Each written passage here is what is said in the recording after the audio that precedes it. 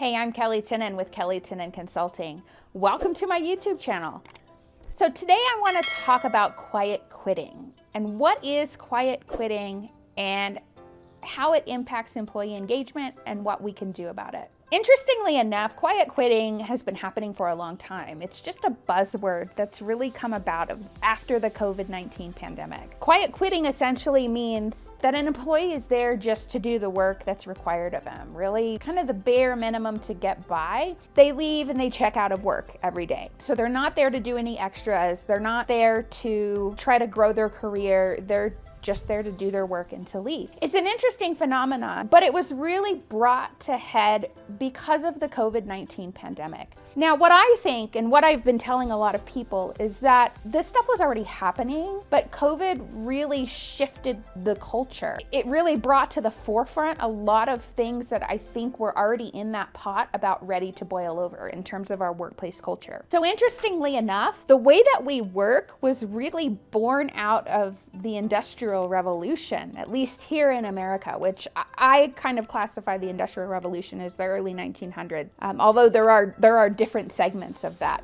But we won't get into that. But in the early 1900s, we really went from those rural communities. So I, unfortunately and shamelessly will admit, I watch a lot of Little House on the Prairie. Don't judge. But you think of, those rural communities where people were living far apart and how individuals really manufactured things and they grew their own food. At that time, people were starting to use more tools to make things on a more scalable basis. So as people started to move into more urbanized areas, there were different needs. And people started to work differently. The onset of the work culture that we know today, the 5-day work week, the 9 to 5, really developed out of that time, as did a lot of other things. And we really carried that 9 to 5 work culture through the work that we do today. But yet, the onset of the digital revolution, computers were around in the 60s, but being able to have a personalized computer really started in the 80s. And for those of us that are 80s kids, we remember the first cell phone, the big brick cell phone and the phone in your car. That really started this shift in the digital revolution, and we really work very differently today. A lot of the work that we do is very knowledge-based. We may not be doing as many skill-based or tactical type work as we were at that time. So it's interesting. As I mentioned before, the COVID pandemic, I think, really brought on what was already happening. How can we build employee engagement and how can we engage our teams in this work culture that's different than it was and what it's going to be going forward, because we're not going to go back. As somebody once told me, we're not putting that toothpaste back in the tube, and we're definitely not. And today's workforce wants different things out of work. Yes, they want to make a paycheck, but they also want to make a difference. They also want to grow their career. In fact, if you look at statistics, one of the reasons that people leave their job today has nothing to do with money, and it has more to do with career advancement and the ability to make a difference within the culture that they're working at. Some things to think about: building a better culture and value, or a bigger culture and value. Today's employees want to be part of something bigger. Employers really should ask themselves, how can I foster culture and how can I build a culture into each position at my organization? And how can I make sure that each position understands how they're part of a bigger mission and vision in that organization? The other thing is transparency. Transparency is huge.